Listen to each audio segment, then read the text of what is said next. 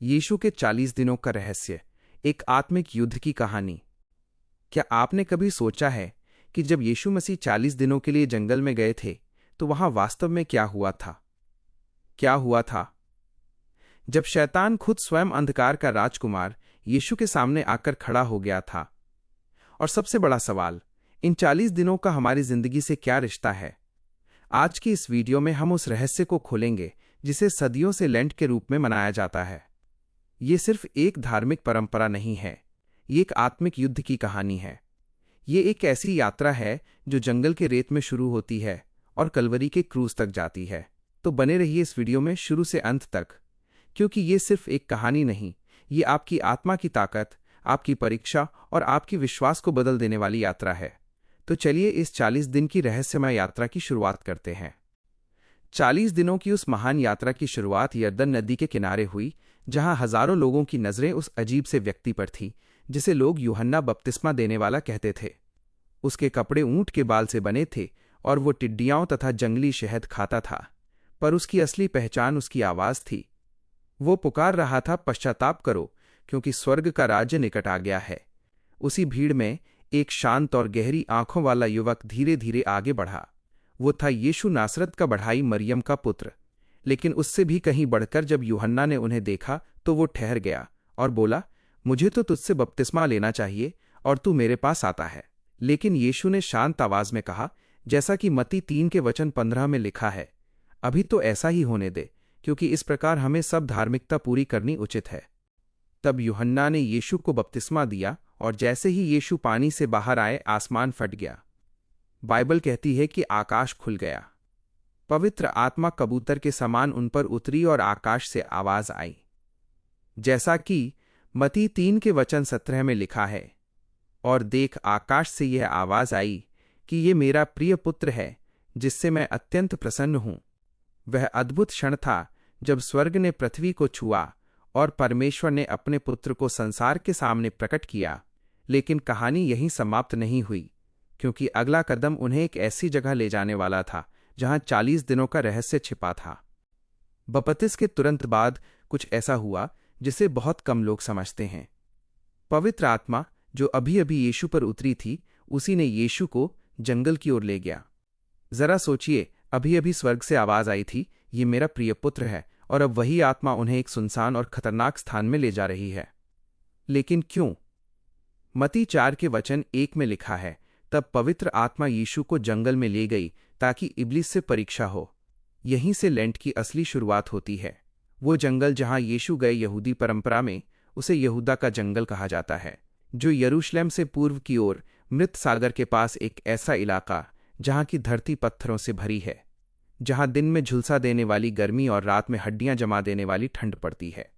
बिच्छू और जंगली जानवरों से भरा एक वीरान इलाका, जहां न कोई भोजन था, न पानी, न कोई इंसान, सिर्फ एकांत और गहरा सन्नाटा। और उसी सन्नाटे में थे यीशु और कहीं छिपा हुआ था शैतान। 40 दिन और 40 रातें, एक ऐसी परीक्षा की शुरुआत जो पूरी मानव जाति के इतिहास को ही बदलने वाली थी। यहां एक बात आपको चौंका देगी, यह पहली बार नहीं था जब परमेश्वर ने किसी को 40 दिनों की परीक्षा से गुजारा। बाइबल में 40 का अंक बार बार आता है और हर बार वो किसी बड़े बदलाव की शुरुआत बनता है। नूह के समय 40 दिन और 40 रात बारिश हुई और एक पुरानी दुनिया समाप्त होकर नई दुनिया शुरू हुई, जैसा कि उत्पत्ति 7 के वचन 12 में लिखा है। और 40 दिन और 40 रात तक पृथ्वी पर वर्षा होती रही। जब मूसा सिनाई पर्वत पर परमेश्वर से मिलने गए तो वे 40 दिन और 40 रात बिना रोटी और पानी के वहीं रहे और वहीं उन्हें व्यवस्था मिली, जैसा कि निर्गमन 34 के वचन 28 में लिखा है। मूसा वहां यहोवा के साथ 40 दिन और 40 रात रहा। उसने न रोटी खाई और न पानी पिया। उन्हीं दिनों में उन्हें व्यवस्था मिली, यानी 10 आज्ञाएं। फिर नबी एलिया था जो थककर रेगिस्तान में बैठ गया और मर जाना चाहता था, लेकिन एक स्वर्गदूत के दिए भोजन की शक्ति से 40 दिन और 40 रात चलता रहा, जैसा कि पहला राजा 19 के वचन 8 में लिखा है। वो उठकर खाया पिया और उस भोजन की शक्ति से 40 दिन और 40 रात चलता रहा, और इस्राएली 40 साल जंगल में भटके क्योंकि उन्होंने विश्वास नहीं किया। हर बार 40 का मतलब था परीक्षा, प्रतीक्षा और तैयारी। और अब वही संख्या यीशु के साथ जुड़ती है। 40 दिन और 40 रातें जंगल में। ये कोई संयोग नहीं। बाइबल में 40 हमेशा एक ऐसे समय का संकेत है जब परमेश्वर किसी को तोड़ता नहीं बल्कि गढ़ता है। परीक्षा के बाद ही परिवर्तन आता है। अब 40 दिन बीत चुके थे। यीशु के शरीर ने अपनी हद से ज्यादा सहन कर लिया था। एक इंसानी शरीर जो इतने दिनों तक बिना भोजन के रहे, उसकी हालत कल्पना से परे होती है। मत्ती 4 के वचन 2 में लिखा है, वो 40 दिन और 40 रात उपवास करने के बाद भूखा हुआ और ठीक उसी कमजोरी के क्षण में शैतान प्रकट हुआ। जरा सोचिए, शैतान ने 40 दिनों तक इंतजार किया, क्योंकि वो जानता है कि इंसान को तब तोड़ना सबसे आसान होता है जब वो सबसे कमजोर हो। और तब शैतान ने कहा, यदि तू परमेश्वर का पुत्र है तो कह कि ये पत्थर रोटी बन जाए। ये सिर्फ रोटी की बात नहीं थी, यह पहचान पर हमला था। जैसे वो कह रहा हो कि अपनी शक्ति अपने लिए इस्तेमाल करो, क्यों तकलीफ सहते हो, परमेश्वर तुम्हारा भला नहीं सोच रहा। ये वही प्रलोभन था जो उसने अदन के बगीचे में हव्वा को दिया था। लेकिन यीशु ने जवाब दिया, और उनका जवाब तलवार की तरह था, जो कि मत्ती 4 के वचन 4 में लिखा है, मनुष्य केवल रोटी से नहीं परंतु हर एक वचन से जो परमेश्वर के मुंह से निकलता है जीवित रहेगा। यह व्यवस्था विवरण 8 के वचन 3 का संदर्भ था। यीशु ने शैतान का सामना परमेश्वर के वचन से किया, और यही हमारे लिए सबक है। जब हम लेंट में उपवास करते हैं, जब हम खाने पीने की भौतिक चीजें छोड़ते हैं, तो हम अपने आप से ये घोषणा करते हैं कि मैं सिर्फ रोटी से नहीं जीता, मेरी असली भूख परमेश्वर के वचन की है। पहली हार के बाद शैतान ने रणनीति बदल दी। उसने यीशु को यरूशलेम ले जाकर मंदिर के सबसे ऊंची मुंडेर पर खड़ा किया। नीचे हजारों फुट गहरी खाई थी, और शैतान ने कहा, यदि तू परमेश्वर का पुत्र है तो यहां से कूद पड़, क्योंकि लिखा है कि अपने स्वर्गदूतों को तेरे विषय में आज्ञा देगा और वे तुझे हाथों पर उठा लेंगे ताकि पांव पत्थर से ना लगे। देखिए, इस बार शैतान ने भी बाइबल का हवाला दिया।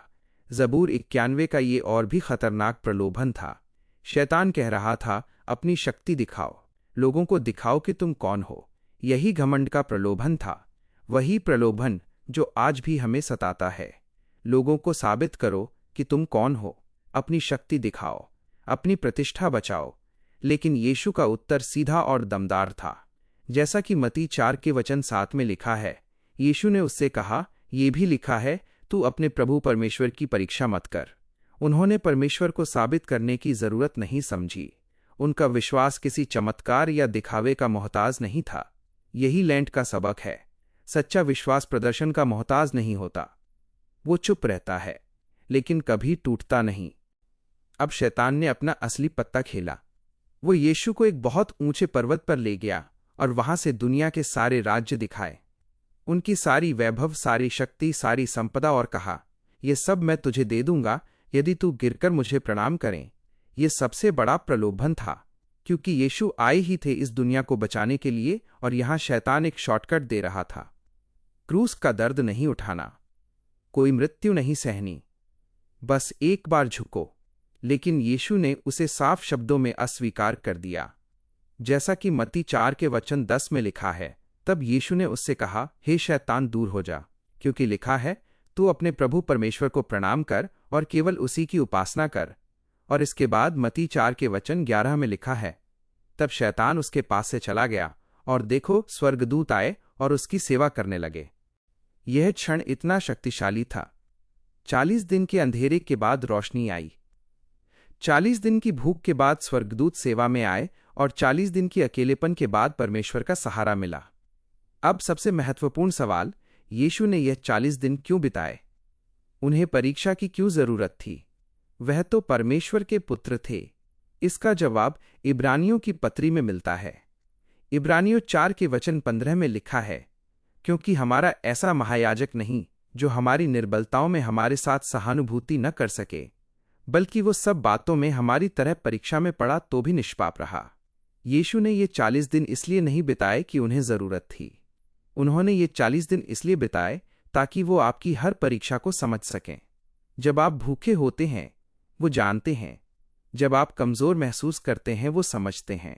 जब शैतान प्रलोभन देता है, वो वहां है।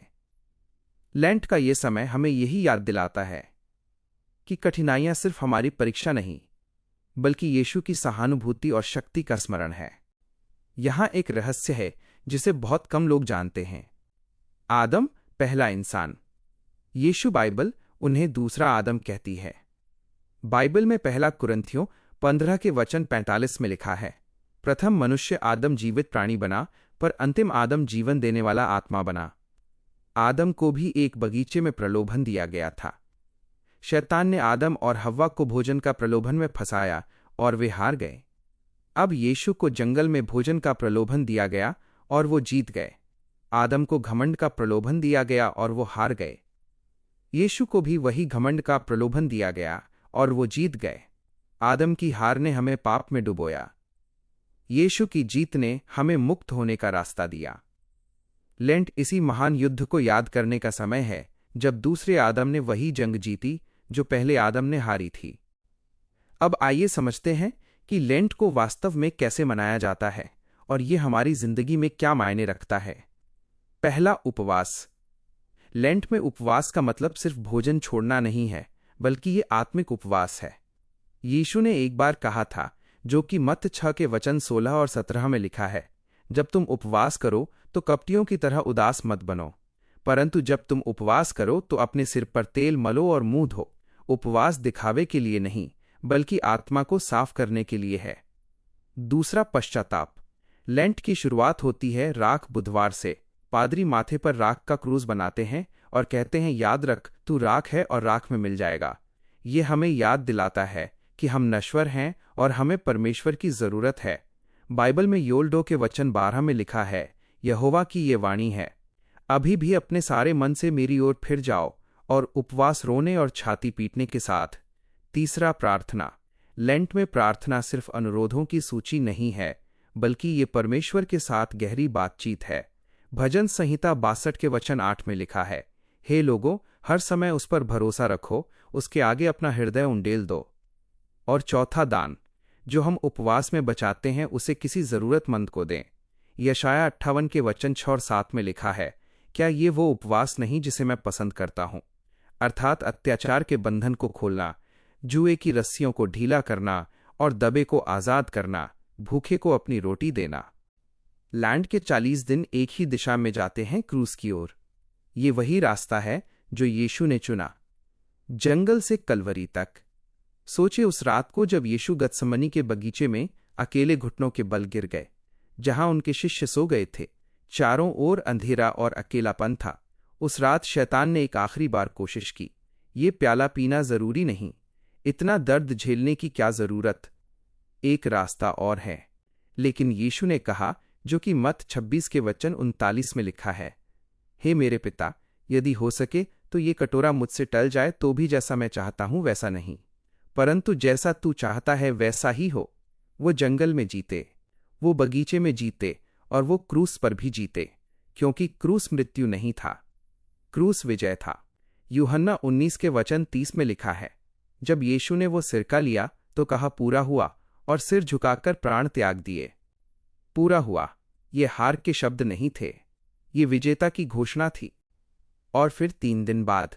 लेकिन क्या आपने कभी सोचा है कि वो 3 दिन शिष्यों के लिए कितने अंधेरे रहे होंगे? वो सोच रहे थे कि क्या हम गलत थे, क्या सब खत्म हो गया?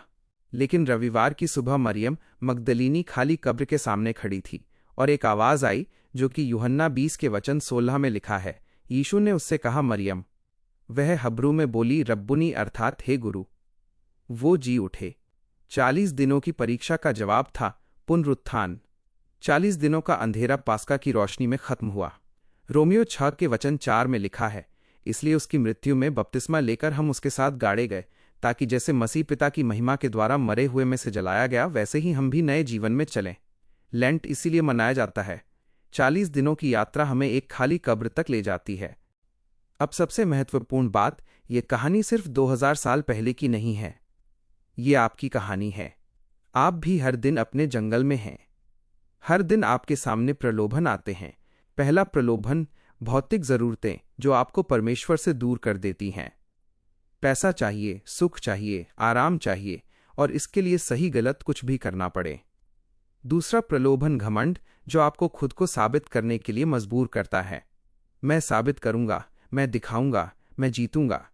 तीसरा, प्रलोभन शॉर्टकट, जो आपको परमेश्वर की राह से हटाता है। इतना लंबा रास्ता क्यों? ये आसान रास्ता लो। लेकिन यीशु का जवाब था परमेश्वर का वचन।